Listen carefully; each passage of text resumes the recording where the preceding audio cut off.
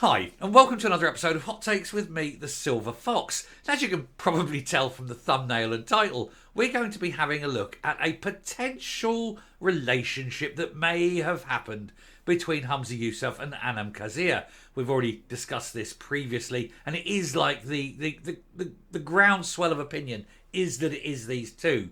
I can't say for sure, and I refuse to say for sure that it is. That would be quite wrong, but we can ask the questions and say, if it is, will they resign?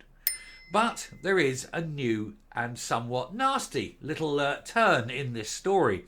It seems that the husband, the cuckolded husband of the woman, has been to the police after having threats made by her family.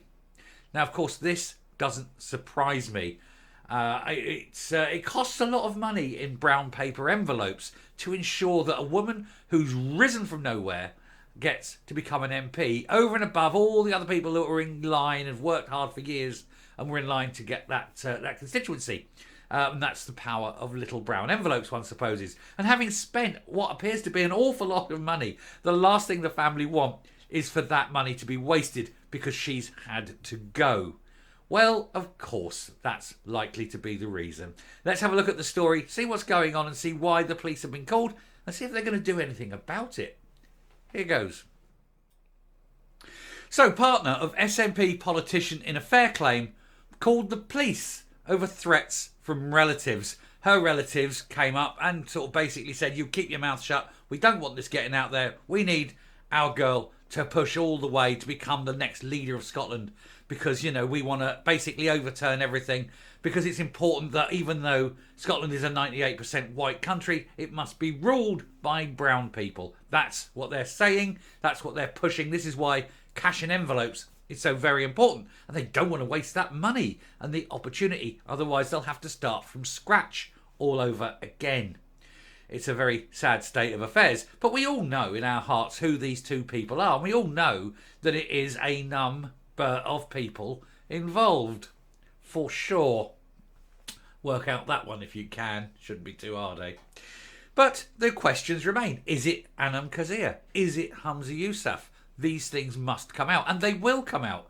And once the party said that there was nothing to see, move along, you knew the official denial means that it's true.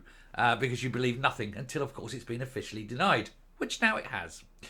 Sunday Mail exclusive here. Police were called after the partner of an SNP politician at the centre of affair claims that relatives turned up at his home making threats, and I entirely believe it because these are the sort of people that will do that, aren't they? We know that the family will do this in this particular culture, shall we say.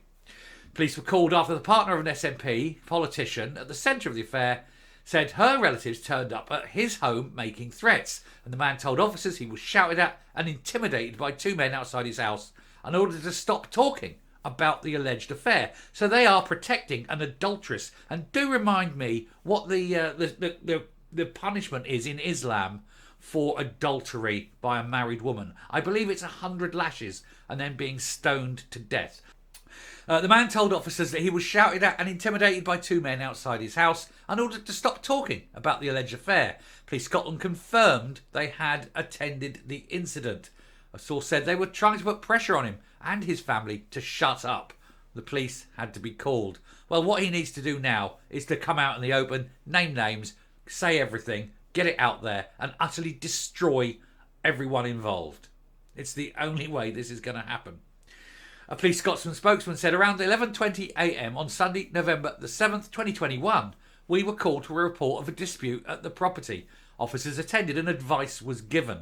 So it's been going on a long time. And if you go back to November the 7th, 2021, Anam Qaisar, I'm not saying that it was her, of course, that would be quite wrong. But at the time, Anam Qaisar was a close confidant of Hamza Yousaf, was working on his staff, was one of his sort of aides de camp and all that. Very closely there, big advisor kind of thing. And so it's not, when you get two people working in close proximity for any extended period of time, often there is a little bit of an emotional bonding. And one can only presume, maybe, potentially, that emotional bonding led to him and her having sordid little sexual liaisons, even though both of them are married to other people. Now, we all know that in Islam that he progresses and said, oh, he's a good Muslim, great Muslim, great Muslim. Let's punish them then. They want it, let's punish them under the Sharia law that they want to bring in this country. Let's see them be punished under their law. I bet all of a sudden Sharia law lacks something. It isn't really the thing that they want. All of a sudden, when they're too busy boffing each other at public expense, probably, because they're probably doing it in the offices and in the store cupboard, and doing it during the working day. So they're actually getting paid for it. Weird, isn't it? Anyway, the SNP has robustly denied rumours of any romantic relationship. Well, they would say that, wouldn't they? Between the two highly placed figures. And we know that that's a lie. They say it's categorically untrue. And we know when they deny something, it's absolutely true. This is the SNP. Nothing they say is ever true. Everything they say is a lie. That, therefore, is a lie. And therefore, they are having an affair. Or at least were. Because I believe he's subsequently moved on. That's why he took Mary McCallan to Dubai. His current Saturday girl is... the Saturday girl is his current squeeze, it appears. Maybe, potentially. Who knows? He does have a look, doesn't he, that he goes for. And she would certainly fall within that look. One only has to look at his first wife, his second wife, and now Mary McCallan. It's all rather similar. It's funny though, his first wife was half English, his second wife is half English. Mary McCallan, you know, lovely dark hair, but English. And yet he progresses to dislike white people. Strangely, keeps fucking them. Well, obviously not Anam Kazir, you know, although she's a good looking woman, let's be honest. But, you know, he's maybe broadening his taste and perhaps tasting something a bit more exotic than what he's used to.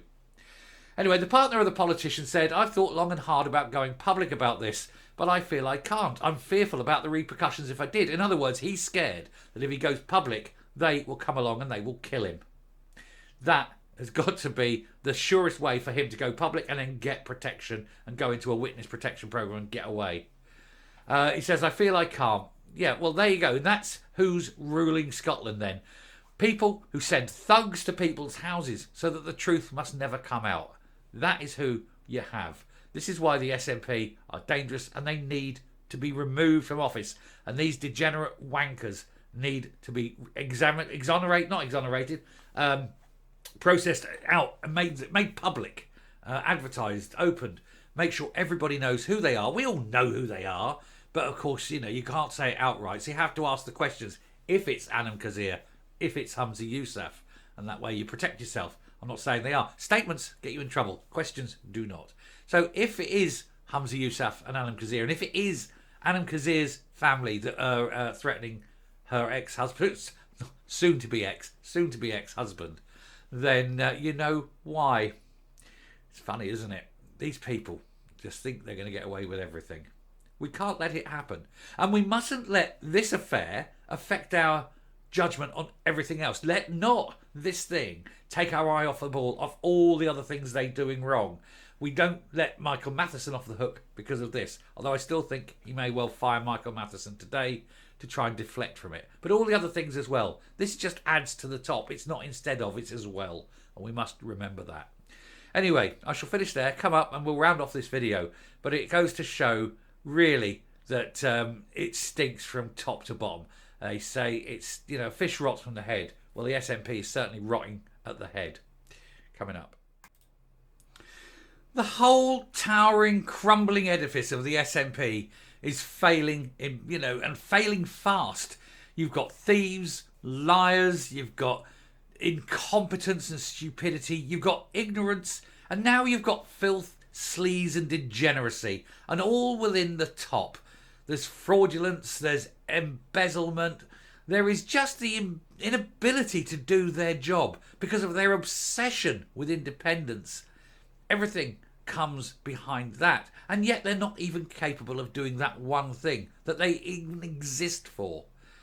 The whole thing, I think, needs to be shut down, redesigned and restarted from scratch. And the SNP need to be declared as a criminal organisation, because that's all they are. All this sexual shenanigans inside, that isn't criminal. But it goes to show the level of their moral and ethical standards. It's gutter politics. They are gutter people. Stopping now. Thank you very much for watching this. Do please hit the subscribe button. Definitely hit the like and share button on this one. Let's get this one out there. Let's get people to know exactly what they're dealing with and see how awful these people are and why they need to be removed from office before they carry on and do any more damage. Not just to the people of Scotland, but to the people of the whole of Britain, and to actually, with all the other things you're seeing, they're damaging everything in the world with their corrupt vileness. Till next time, stay safe, stay well, and I'll speak to you later. Bye.